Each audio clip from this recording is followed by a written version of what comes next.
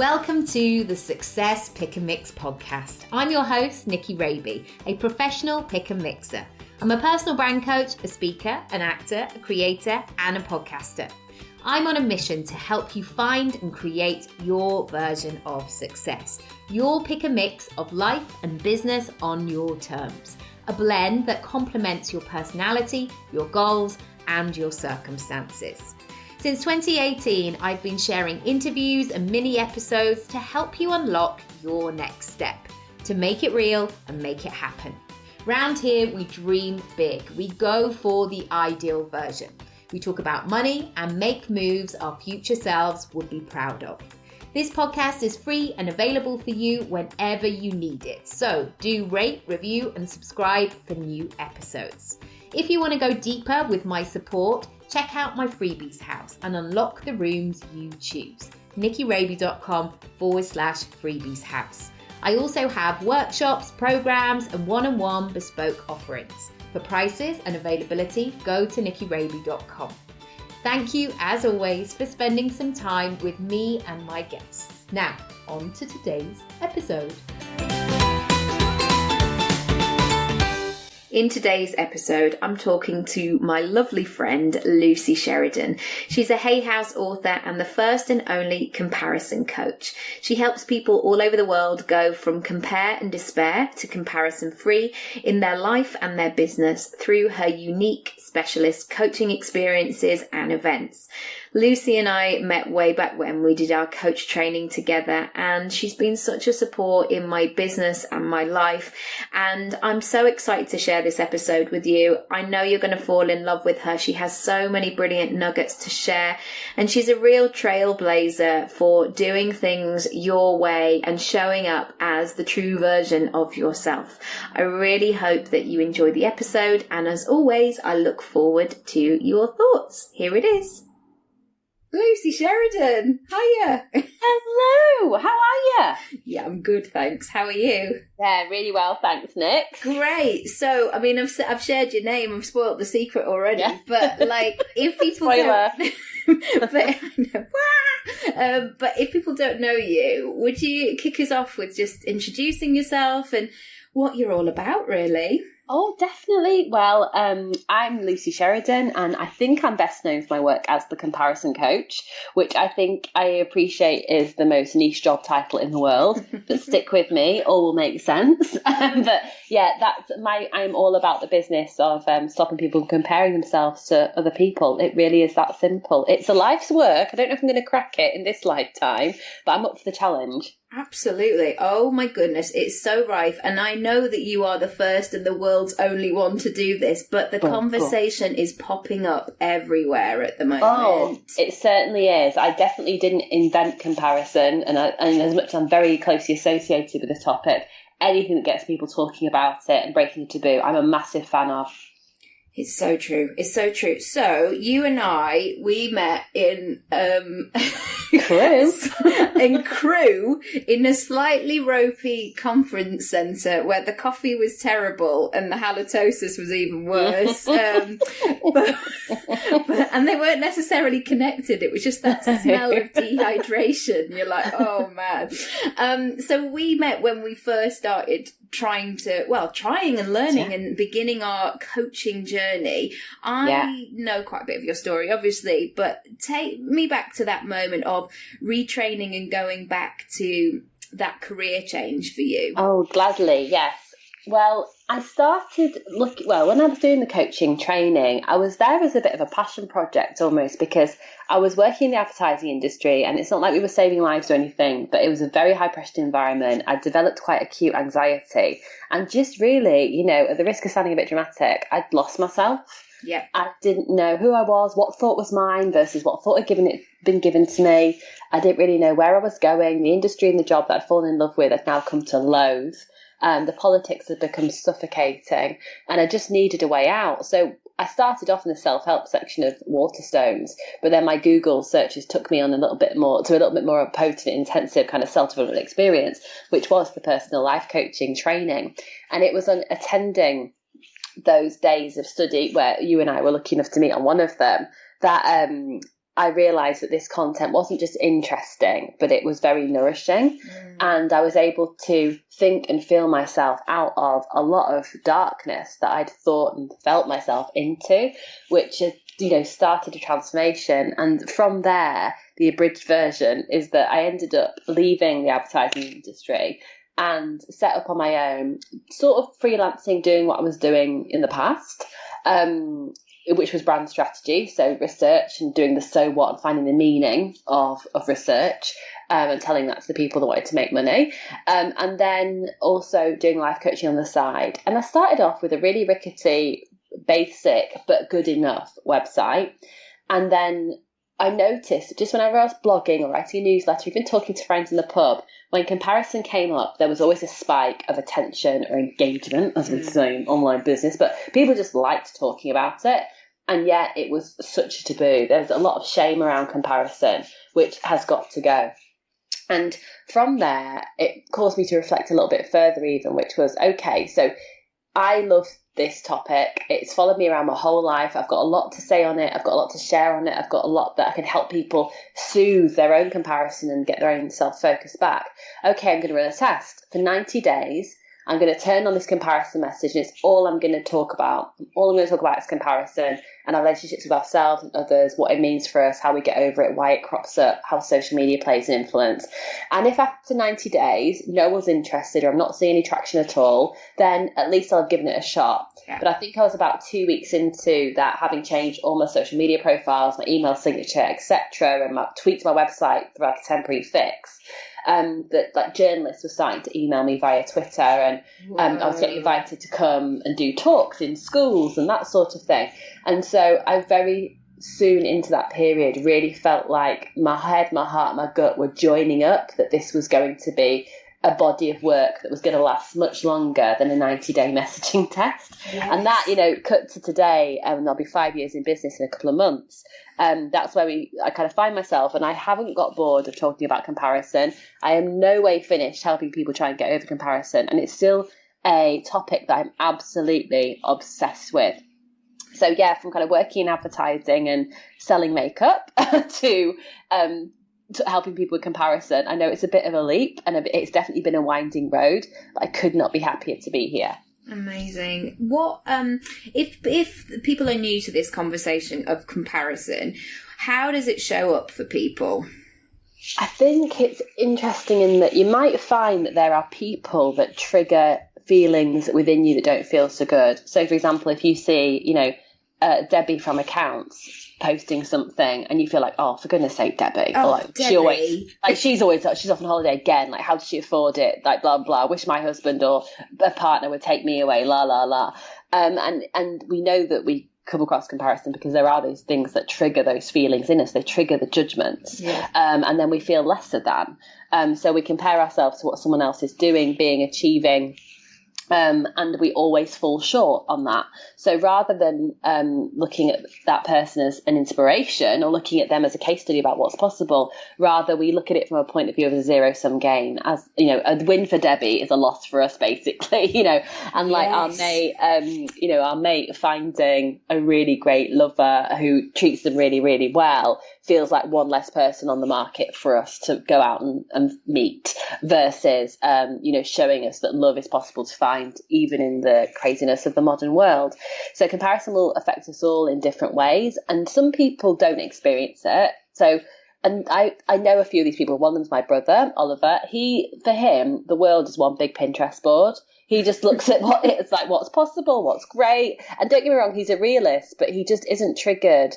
And negative feelings aren't triggered by what he sees other people doing. He just kind of lets everyone get on with life, and he does the same. Yeah, Matt's a bit like that. He's like, oh, good luck, pal. That sounds great. Even though, like, he might want that thing so badly. Yeah, exactly. And that's the thing. I have had to really try and work the muscles of that, and I'm just not there yet. I'm not 100% there yet, but the awareness is everything in terms of how it affects us, because we know we're comparing when we're feeling jealous, when we're spending a little bit too much time on someone's Instagram feed, or a little bit too much time on their Work With Me page of their website, sussing them out. And then it becomes different, and it changes from research to sussing someone out. And we know they're different because they feel very different. but it might bring up feelings of jealousy, inadequacy, low self-esteem, self-judgment and judgment of the other person too, because I don't know about you, but my comparison is really, really nasty in that not only will I compare to people and I'll come off badly in terms of like, oh, they're so much better than I am, or they prettier, smarter, whatever than I am, but also I'll see someone getting a win and I'll be like, they don't deserve that. And I'll compare myself in that way. Yeah. And either of those are just not fun places to be. And it's just not supportive of good emotional health. So true. It's really interesting you talking about that, because I feel like I've been on both sides of it, you know, as an actor, from being little, from, you know, lining up for the dance costumes, which would always be given to you in a sandwich bag, and you're thinking, oh my God, where's the bag? How do I get in it? And you're like, oh no, that's all 3 pieces. But even from a woman, you know, saying to me at 12, like, oh, you're a big girl for someone of your age, and all this sort of stuff. So I've had it, you know, very blatantly in auditions and things like that. But also I've had it the other side of, you know, my mum and dad working very hard, and the other messages of, well, it's all right for you. And I remember when my mum and dad got divorced, I had a really good friend who said, well, at least it will make you a better actor. Oh my God, that is beyond insensitive, crass, rude, all these words, hurtful. What? And just because you think something doesn't mean it has to leave your lips. Oh my God. So true. So I've had it, like I've been the ham in the sandwich basically, or the halloumi or avocado, whatever floats your boat.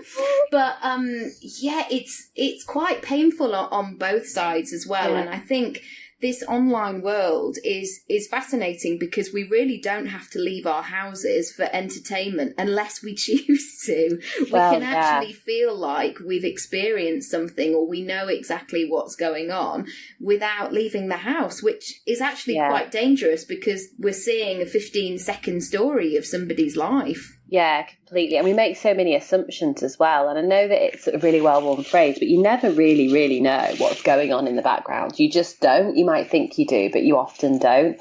And the irony is that we forget that we participate in this filter factor as much as we're affected by it. So, for example, I can reach double figures taking selfies attempts, you know, before I post anything, just like a Kardashian might. And then go, oh God, the washing's in the back. Yeah, exactly. Like, oh, I'm going to have to move around now. But equally, you know, I see a blogger posting a beautiful outfit while she's on the streets of Paris, pulling the most beautiful, natural, but obviously staged pose. And it makes me feel awful about myself. And I'm like, yeah, but it probably took her 55 minutes to get that together. It's her job. She's a blogger. You're not. Absolutely. And she's got the hair makeup and somebody, you know, wafting her or whatever. And it's always kind of come up going, oh, how come they look so polished and finished? And actually, it's nothing to do with them. It's the team, the squad behind it. Definitely. When we were like in that room, going back to that grimy old conference room as well, I really found, I mean, we've said this personally as well, I really found a kindred spirit with you, because I knew that you didn't want to just, I'm doing this inverted commas, like just be a life coach, as in like, oh, that might be quite nice. Like, I always knew from the get-go that you had a bigger vision, a brighter light to shine, a bigger purpose, really. Is that, I mean, I'm making all these assumptions, but is that true? Did you feel that? And has that been something that's maybe progressed over time? Well, firstly, thank you, because we're pals and like, I really love you as a mate. So thank you. I really received that. I did feel like once I arrived at the coaching that I'd found something that was like my thing. And I'd seen, you know, mates that had played instruments and I'd seen that look in their eyes, or danced, or, you know, watched Sunday League football, and it gave them something which was just theirs. And when I found the coaching, as much as it was studying, a lot of the content was pretty heavy. You know, we did have one toe in kind of neuroscience at times. I just feel like it had found my thing, and I felt like I could see a life for myself helping people in that way. So I did have a big vision. But I wasn't sure how it was going to come about, but I kind of trusted myself enough to think I'd figure it out. And because as well, and I know you share this as well, Nix, we're here for the long game.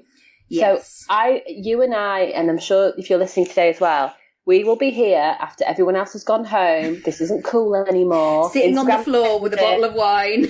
Exactly. Like, hi, how you doing? And I'll still be doing it. I will still be doing it. And I've already seen a lot of, in the 5 years we've both been in business, I've seen a lot of people come and go that were supposed to be the next big thing. But they haven't broken the mainstream in the way that I've been able to, or they haven't been able to have the consistent business that I've been able to, just kind of using my business as a case study. And that's observation that I've kind of had there. I do definitely feel like I was lucky enough to find something that really, it's so cheesy, but lit me up. Yeah. And that I could do in my spare time, but now I spend every day doing it, and it still gives me something new, and I'm still learning about people. And even, in terms of increasing the depth and breadth of my work too, I've been Googling things that I might want to study to bring to my work. So even things like cognitive behavioural therapy, because I'm now realising how much of comparison and things that my clients need help with is unpicking the past. But as a coach, I'm not qualified to deal with that because it's about the now and the future.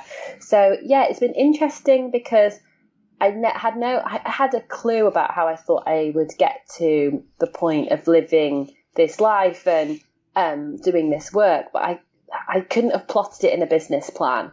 And there have been some big U-turns and a lot of hugging the radiator crying moments as well. I mean, that's what I try and be really transparent online. If I'm having a bad day, I'll talk about it. If I'm having a good day, I'll talk about it, because that's real life. It's the good and the bad there. But I'm really grateful for where the work has taken me so far and the people I've met, and just the feeling I'm just even helping one person's enough. But I am really, really grateful for how things have turned out so far. And as you've gone to that next level, how have you, because I was thinking the other day, so many of my clients come from Instagram, and Instagram wasn't even really a thing when we started. I was just like, oh my goodness, it was just something that I'd put a heavy filter on, and I'd take a picture of a glass of wine and, hashtag Friday or whatever. Yeah, totally. And that was kind of enough. It was like making pictures look nicer. There was no sort of strategy to it.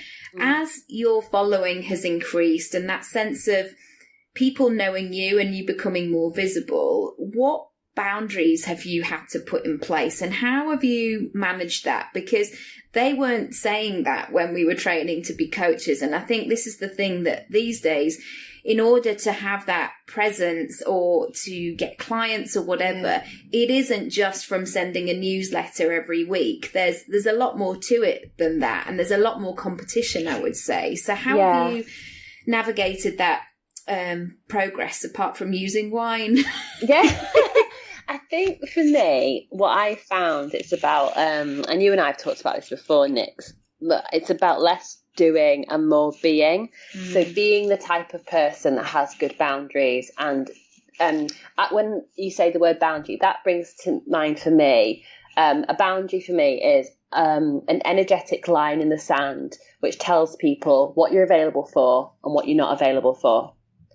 So then just giving you're able to give out energetically almost what's going to be cheeky and what's not. I didn't used to have any boundaries, so I would have very depleted energy, and I get people asking me, I get people that I didn't know on Facebook saying, hey, could I take you for coffee? You tell me how you got your book deal. I'd be like, no coffee you could ever buy me would make that worth my time. Yeah. And you can't break down that process in an hour unless it's kind of paid for as well. But also sometimes people don't know what they need from that interaction. That's why I don't have a free 20-minute session with no kind of conversation beforehand, because otherwise people just go, hi, and they're sort of not prepared for the call. Yeah, exactly. And then it makes us as the pros feel like we're not serving them anyway. Yeah. And so I do get people trying it on still sometimes, but I get a lot less boundary pushers now because of what I'm doing energetically, in terms of my practice and how I'm showing up confidently. And something I would say that might surprise people that how I arrived at this is that Tara Moore, in her book, Playing Big, her surname is M-O-H-R. Highly recommend that you download the audiobook. She has this meditation, and I've done future self meditations before, But it's really, really powerful. And it made me look at myself in terms of, there's that great phrase, what does do something today that your future self will thank you for? Yeah. If I think about the sort of woman I'm here to be, mother, please God, one day I'm here to be, sister, friend, wife, coach, professional, investor, philanthropist, whatever. If I think about who that woman is, who is she? How does she walk into a room? It's not just about how many emails she sends. It's about how she holds herself. What does she wear? How does she reply to emails? What do people say about her when she's left the room? That kind of thing. I started tuning more into those things and started to almost like throw ropes to it now. Yes. And that has made my energy feel so much bigger and more confident within myself, which is the most important thing, that it is meant the conversation I'm having are in a much more elevated. The clients that I am speaking to are much further down the line and much clearer that they want to work with me when we get on calls, even if sometimes they decide not to. That's totally cool. No biggie, and no slime going to come from me. But they're just so much further along down the line in terms of a decision on whether they want to work with me when I first speak to them, because I hope I've been able to show them who I am as much as what I can do and what I know. So that's been really key as part of boundaries. And also boundaries start by saying one confident no at a time and not being apologetic about it. So what it doesn't mean is that every text reply you send has to turn into some rant, which is like, no effing way. Yeah, exactly. Hi, Mum. Just letting you know, I'm confident now, so I'm not going to be coming to that party on Saturday. And if you think I'm bringing a pudding, you can think again. Yeah, exactly. It's over. Yeah, exactly. But it started with really thinking about who I was spending time with. Did I want to be there? At what cost as well? Not because I'm Mariah Carey and I'm so important, but there'll always be work to do. I'll always have my phone bill to look at, or, to hoover something. I've got a laundry hoover, so I'm hoovering every day. There'll always be something I can do, but there is times when actually I don't need to be on the train to London. I need to be sat watching Netflix with a glass of great red wine and chilling out and laughing at my husband, or, looking for a holiday or something like that. And boundaries become easier when you realise what you want, where the direction you want to be going in, and then make decisions accordingly. So if, for example, you want to do a new training and the sign-up date to apply is encroaching fast and you've got 3 weekends booked up that you can't sit down at your laptop, one of those weekends at least has got to go. Yeah.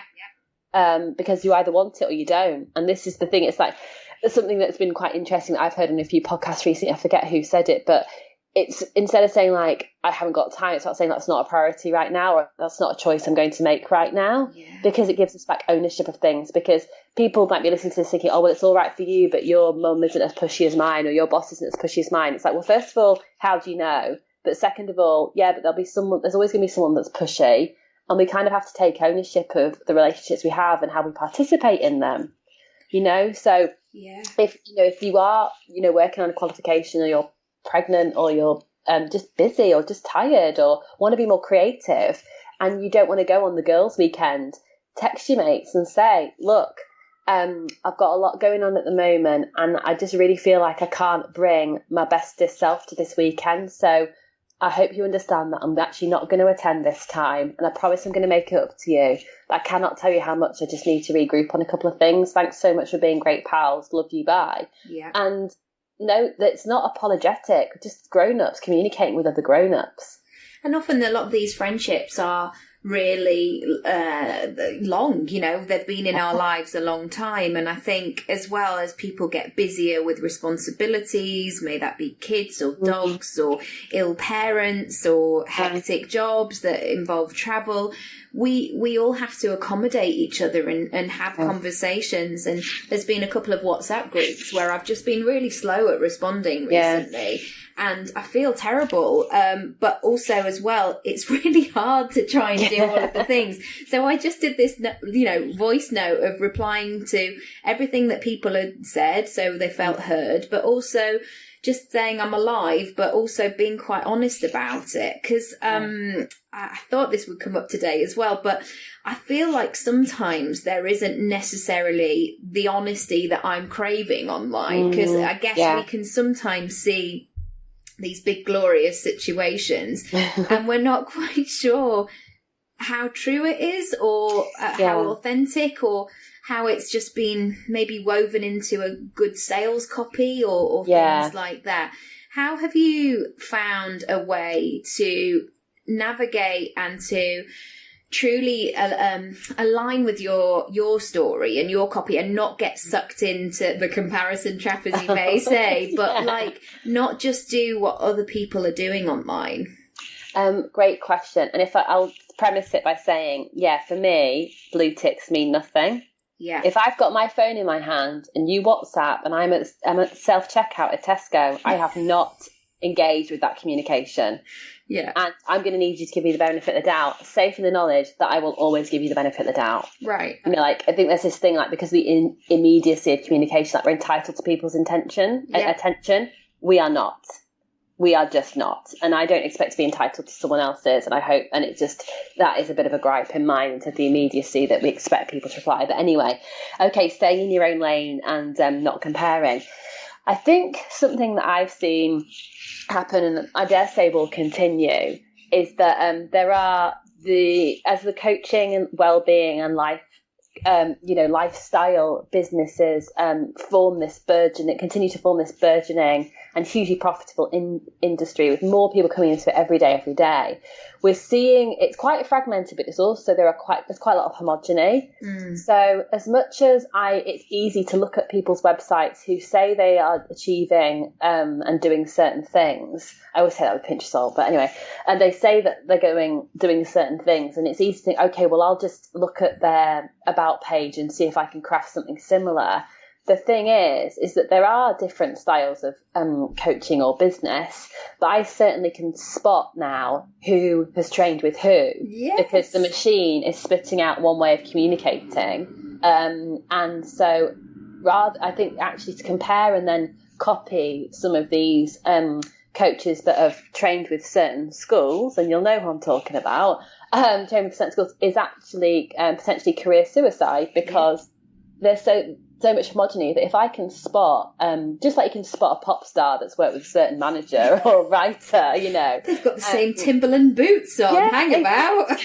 If I can spot that there's that homogeneity there, then that to me says it's not that different, and that it's cookie cutter and it's not unique. And so it's been pretty easy to kind of follow that principle of, like, you do you when it comes to crafting my brand and what I'm about, because I just want to be me, and talk in my own language and order the information in the way I want to order it, and describe things how I would describe them. Like, I can't really spell very well, and my grammar's not 1,000,000%, but I'm not going to apologise for that, because I'm a human being. And sometimes my copy editor misses things as well, but my copy editor's my mum, so Absolutely. I think the temptation is to think, oh, it looks like that's working for them, so I'll do that too.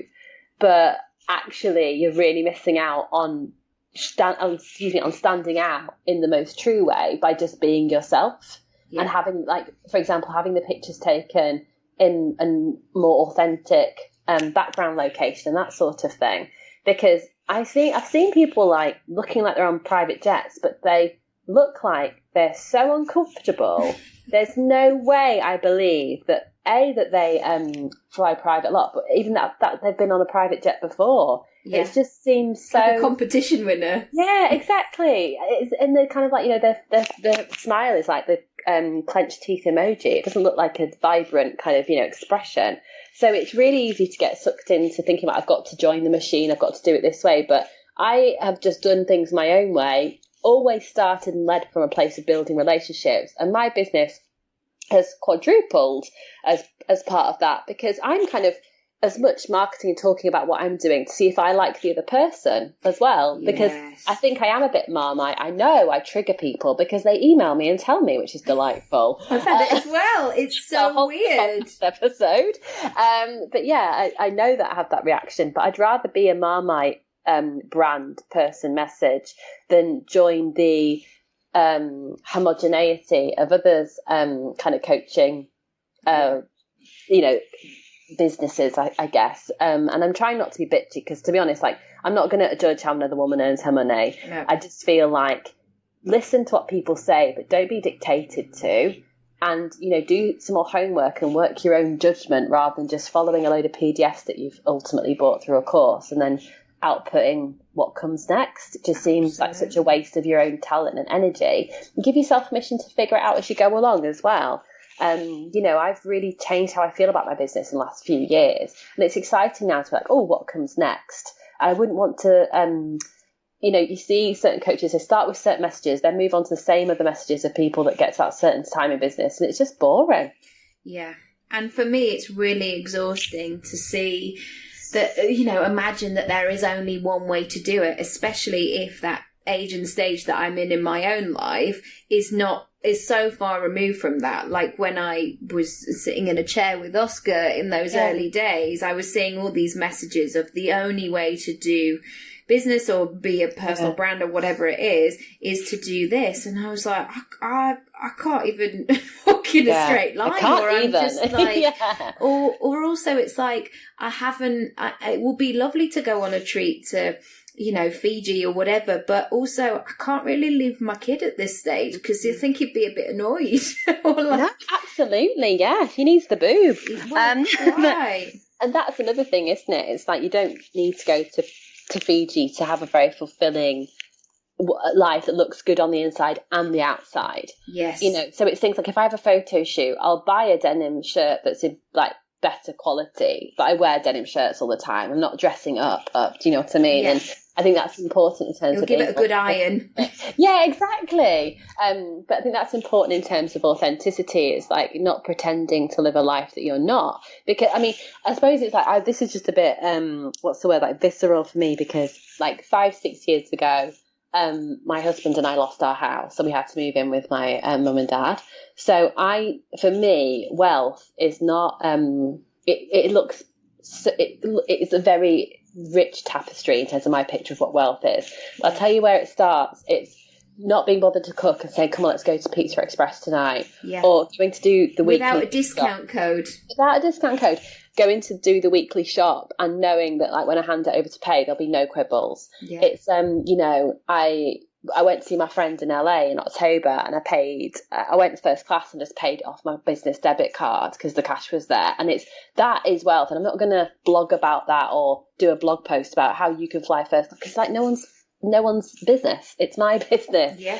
But to do that once in a while feels really amazing. But it doesn't have to, like, your wealth and how you feel about the abundance of your life should be absolutely unique to you. Yeah.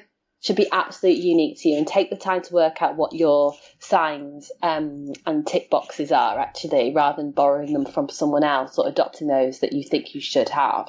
Because like, if you're standing in your beautiful mansion in a Primark t-shirt, nobody cares. And nobody's going to go, show us the label. And I guess we're 90s teenagers of, everything would be labelled or Adidas or Kappa or whatever. And it was all about that. And then it kind of did a bit of an about turn of like, oh, actually, we can just be cool about this and go vintage or do boho chic. And totally. And sort of switching off. I love one of the phrases that you use, which I always come back to, is about nobody gets to skip the work. And it's really interesting about you saying with the kind of the boundaries and sort of how you've up-leveled everything. Mm. Will you talk a little? I know what it means to me, but I'd love for you to talk a bit more about that and how it looks. Because again, it can be that thing of, well, it's all right for you, or you're feeling like you have to follow what other people have done, I guess. Yeah. Gladly. So nobody gets to skip the work. If you hear it on first listen, it might sound cynical or even brutal, as in like knuckle down and go for it. Give me 10. But yeah, exactly. But the intention and the energy behind it is very different. Nobody gets to skip the work, which actually means the pressure's off you pretending or striving to be an overnight success. Yes. You will never have nothing. You will not be let off anything you need to learn, especially in business. So judgmental attitudes. Yep, you'll work on that because it'll land you in trouble. Or, working out how to set up email systems. Yep, you'll work on that as well. Yep. But it's about building your knowledge and exercising your muscles of self-ownership. And nobody gets to skip the work is a rallying cry for all of us that want to be here for the long game and are happy to do what it takes at our own pace, by the way. You don't have to give yourself a stomach ulcer, but do what it takes at our own pace to get where we want to go. So if that means that you, rather than selling your house, you go and get 2 jobs and then add 2 years to the timeline you want to achieve your goal, cool. I'm totally fine with that. It's called self-ownership, making decisions for you and by you and with you, and it's like, I think nobody gets to skip the work is also, I think, can be a bit, what's the word, like needly too, for those that do want that gimme, grabby, it's got to be easy, because it just, often things can be simple, but they're rarely easy. And that's why you have to kind of settle down into the journey of those things and expect to be knocked about a little bit, but get up with each of them as well. So it's interesting that when, Nicky, I think I've already shared this with you, but a little while ago, I did this Instagram stories about unfollowing people on Instagram and how you can handle it when they find out. And Zoella, the beauty blogger who follows me on Instagram, she repasted it onto her Instagram stories. She's got a couple of followers, hasn't she? She's got, I think it's like 4.1 million or something like that.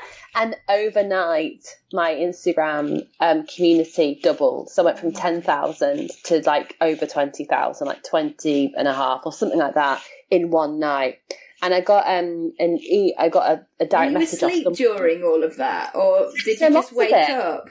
For a lot of it, because I was sat on the sofa watching. Probably location. I was going to say, were you doing something highly unglamorous? I love location, by the way. I think it's amazing. But yeah, I was totally just sofaing it up, or like cooking dinner or something for my husband. And I think I did a refresh, and I got 500 more followers. And I was like, oh my goodness, excuse me. I was like, what a boost. 500 more followers. That's incredible. I'm so grateful.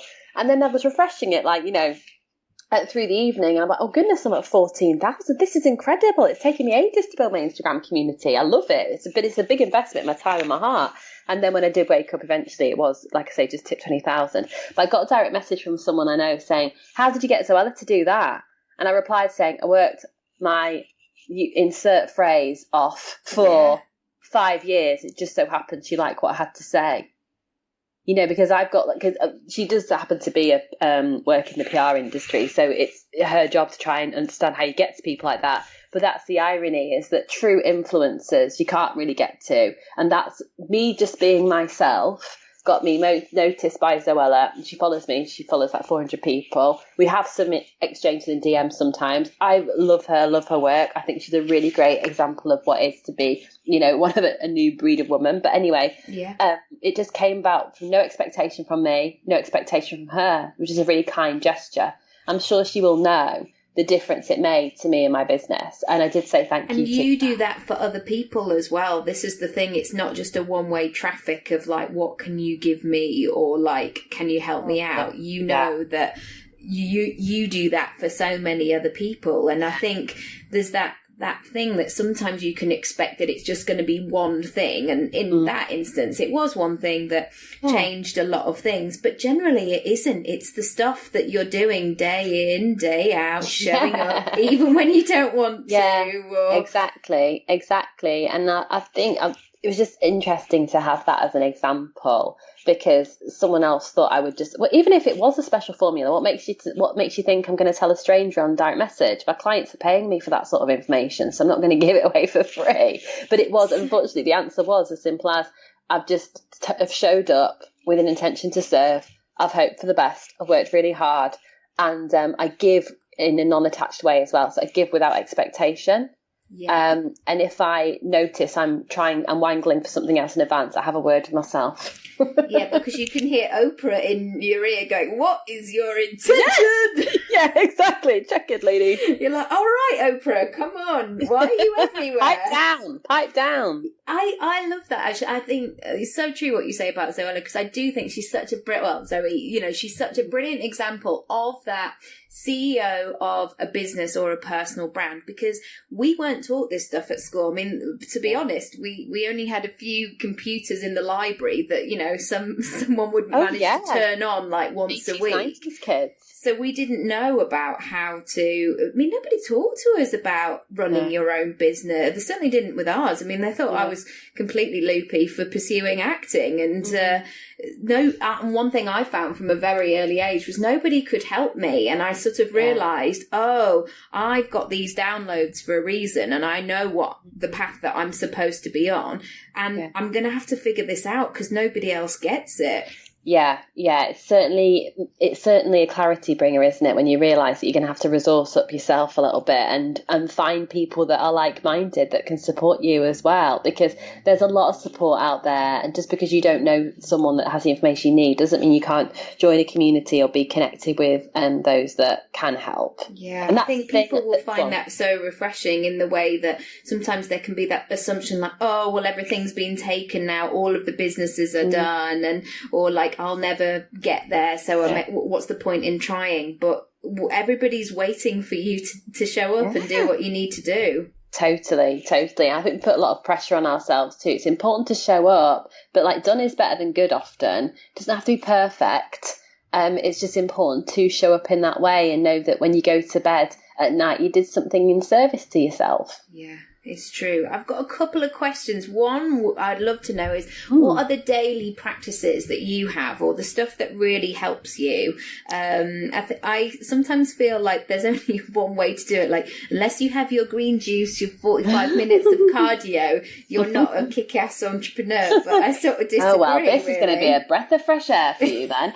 I wake up about 8:30. I try and get up earlier, but it isn't working. So I'm going to say 8:30. Have a cup of Earl Grey, and I'll pull an oracle card or a tarot card, and I'll just journal on what it is saying to me. And then I might listen to like a guided meditation on YouTube, short one, something like 4 minutes or something. I don't have a long attention span. And then I'll get in a shower and I'll get dressed and start my day. It probably lasts about 12 minutes, start to finish, that whole exercise really. Something that I am starting to do, which I haven't been doing, is have breakfast. I've started working with a personal trainer literally like yesterday, and he's like, you just got to put something other than tea in your belly in the morning. I'm like, yeah, I know, I was expecting that, but I don't have, it's not high octane, isn't very structured, it's just for me, and it's actually not, as you might have guessed, it's not physical either, which is where I've been trying to just make some changes in my life at the moment, just get a bit more active, because I've just become so sluggish. So sluggish. I'm 35 next birthday, and I want to just feel more vital, a bit like those dogs on the pedigree chum adverts. Shiny teeth and a wagging tail. You got it. And finally, I guess, where would you like to be in 5 years' time? I always ask this question, and it comes, in business, in life.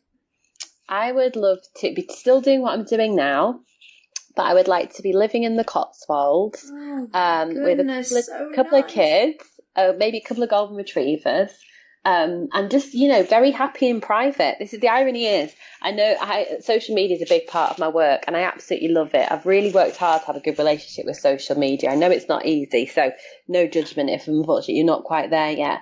But I love time on my own, and I post a fraction of what's really going on in my life. I know I post what feels comfortable, but I'm just looking forward to, opening the doors to my family and extended family, and having my own driveway and playing my music loud, and just really being really abundant in private, but having a very vibrant working life. Maybe, like I say, going to meetings with a baby strapped on my front, like, here he is.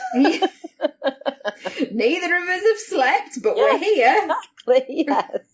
Let's start. We've had words on the train. Oh my God. Well, you know that I adore you, and I think you're amazing. Entirely mutual. And watch this space. If people want to come and hang out and have a chat, or with it, taking in considering of your boundaries as well, come and find you on Instagram. Where should they go?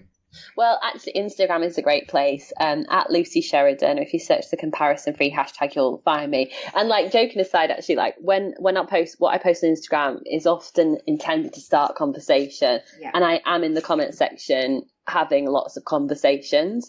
That said, if you you can get in touch via my Instagram profile if you want to book a call with me or potentially work with me, and my office will take care of it, and then we'll have a Skype and a cuppa and take it from there. But yeah, I have great boundaries, but I am a very tender person too, so please don't feel like you can't approach me. But if you're approaching me and being cheeky and you know you are, forget it. Yeah, I love that kind of playground. If you know you are, that's so true actually about the conversation, and I love hopping on there because there's always so much to say. And I realise sometimes if you don't use Instagram as part of your business, all it becomes is like humble brags of people. Like there's somebody I know quite well actually, and all he shares is like fancy places he's been, and I'm a bit like, oh come on mate, share a bit of heart, but it's different purposes, isn't it?